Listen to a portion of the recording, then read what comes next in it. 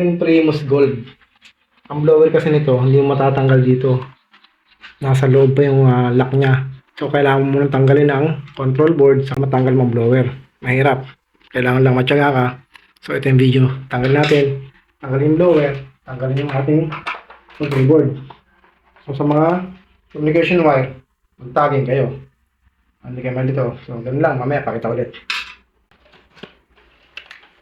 Pag tanggal mo rin ng socket, pag motor, ito dyan po. Tanggalin.